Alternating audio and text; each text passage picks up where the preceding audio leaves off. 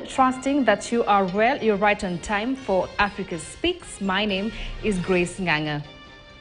Kenya is currently facing the aftermath of a severe 5-year drought, the third in a decade and the worst in 40 years. This has resulted in significant casualties and losses for the nation. Simultaneously, there has been substantial deforestation, with a 7.8% reduction in humid primary forest area between 2002 and 2022. Concerns are raising about a potential connection between deforestation and recurring prolonged drought or extreme weather conditions, which poses a threat to the ecological capacity of arid and semi-lands. Here's a story that highlights the urgent need to address deforestation to safeguard Kenya's sustainability, especially in rain agricultural regions.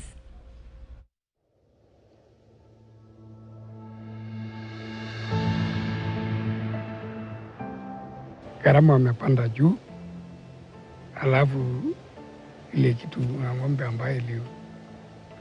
ambaye inauza kupata watoto aende shule ya maisha. Kukosa pesa, si hata nakosa kitu ya kukula. Kwa hivyo naogopa, hiyo ndio naogopa zaidi. If you have a drought once in a decade, then the communities have enough time to recover. But what we are saying is that there is not enough time to recover, and the disasters are also compounding.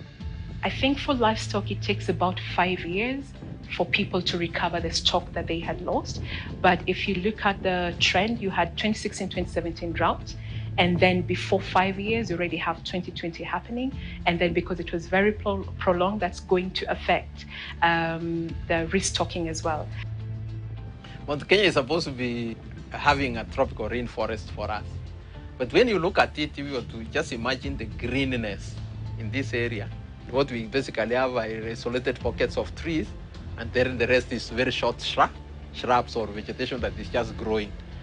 What basically you have done is to open the surface to remove moisture from even very deep. And therefore, we are creating a desert.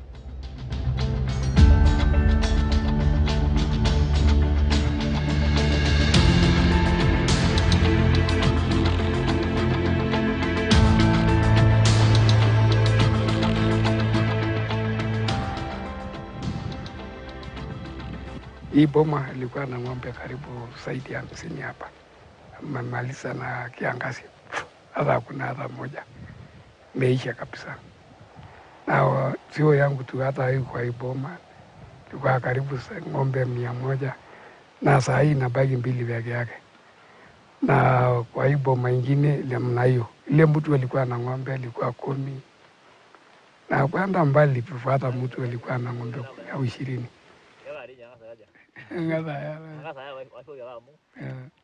Ile kitu naogopa kabisa, naogopa kama shule inakuja kukosa watoto waende, kwa sababu gharama wamepanda juu, alafu na pesa naisha. Ile kitu na ng'ombe ambaye nauza kupata watoto aende shule ya maisha. Kwa hivyo naona watoto naanza kuwa nakaa nyumbani. Tangu mimi nilikuwa mzee au ametahiriwa, hajaona kiangazi ilikuja kama hii. Ulisikia wakati zamani ati kwa kiangazi kama hii, lakini wa babu ndio anasikia anasema ilikuwa ng'ombe ameisha kabisa, mpaka ilikuwa funda watu na kutumia kama nyama. Zamani sijui 19 what. Hata uhuru bado hajapatikana. Zamani kabisa.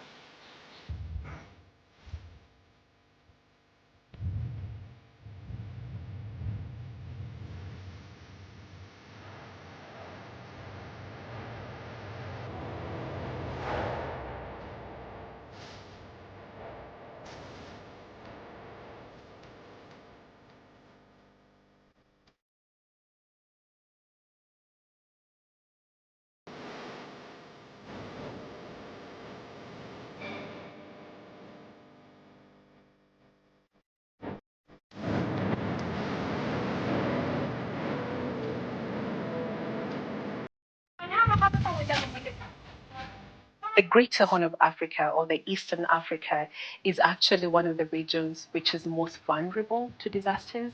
But aside from that, we also like to refer to it as an epitome of disaster. So it means one disaster to the other. So if you look at between 1990 and 2000, we had what we could call a major drought.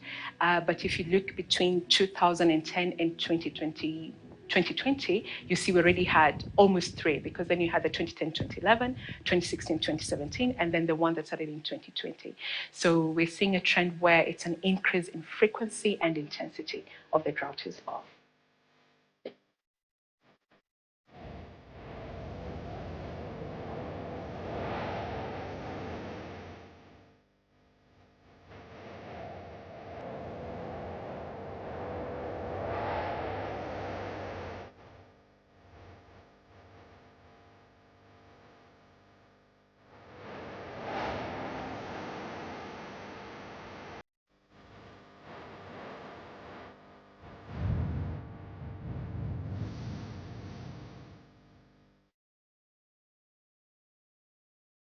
From this exercise, where I was tracking potential associations between various climatic factors and also the land factors. So, for instance, the loss in forest cover, weather, rainfall, or temperature amounts, we find a quite sound evidence that there is a potential relationship between human activities in terms of deforestation, and that is also closely linked to desertification.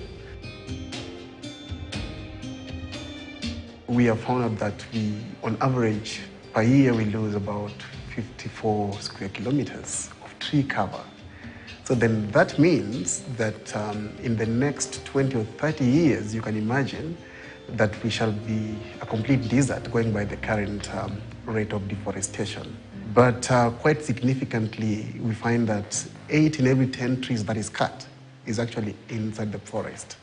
So if 80% of the trees that is cut is in the forest, then we shall lose the forest completely, much more than we lose the land that is covered by, trees outside the forest.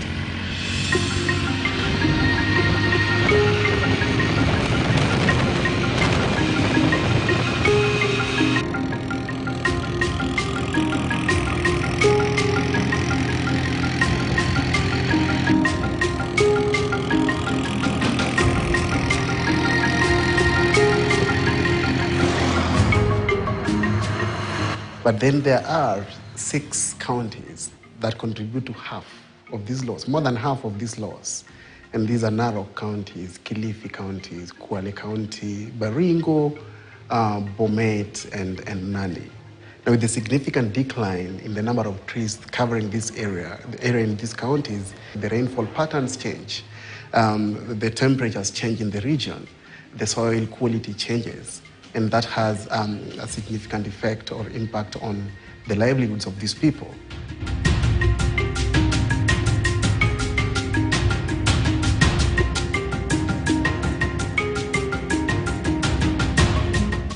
There's no defined physical land use. There's no control on how you physically use your land. So basically, it's free trading, free area kind of attitude. And you do what you want with your land. That's the problem. It's the same with agriculture land. We do what we want with our land.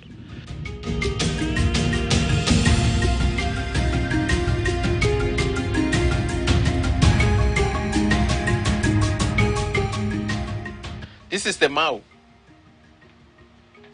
And the problem is, this area right from here, was actually a forest all the way. All this area here, from here, was a forest all the way up to here. Okay, so that's what we refer to as the Mau complex. But in the Mau complex now, what is left of the forest is this patch here, and this patch here, and you can see this patch is highly invaded from this side. And you remember, we kept talking at some point about the cut line. The cut line was actually this line here, which is the boundary between Narok and Nakuru. And you can basically see that there is no tree at this level of resolution. You can see that there is no tree here. The trees are just here. And you can see also these people are also moving in. So these people are moving from up here. What is the possibility that this forest will survive? This line that is left here. This is the line of forest that is left here. It's unbelievable.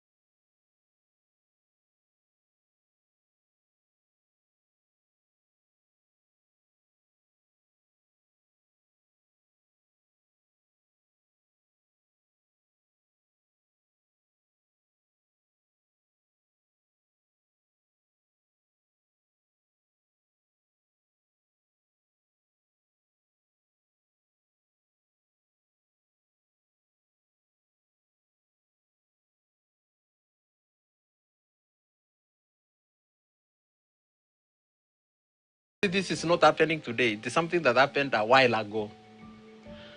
But then in Abadeas, we said we need to protect the Abadea because it's a major catchment of the Tana River.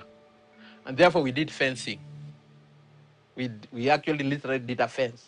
Now the question is, has the fence done some, has the fence helped? This is the tea estate in Limuru.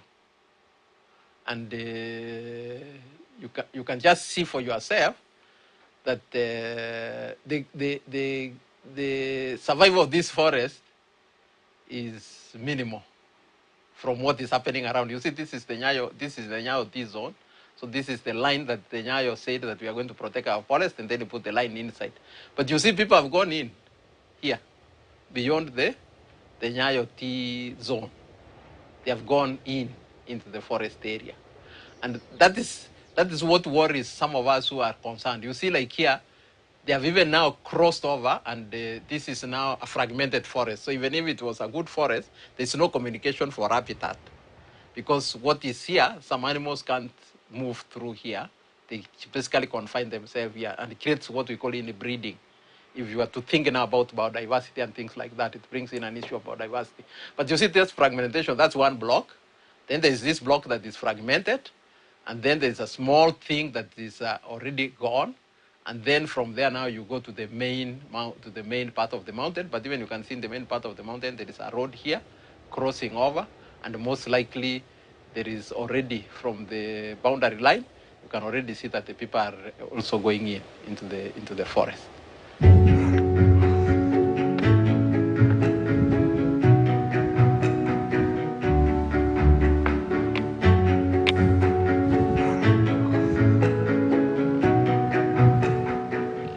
Kwa kuendelea hivi takuwa maskini na zidi naenda juu sana, lakini kunyesha malisho kupata hata kama hakuna ng'ombe na umenyesha nyasi yamerudi, lazima kila mtu napata nguvu, hata kuanda kwa mtu mwingine pale rafiki yako na asapewa ile chochote iko naye na anakuja kuchunga na itasaidia. Kwa hivyo kunyesha takuwa kila kitu mzuri.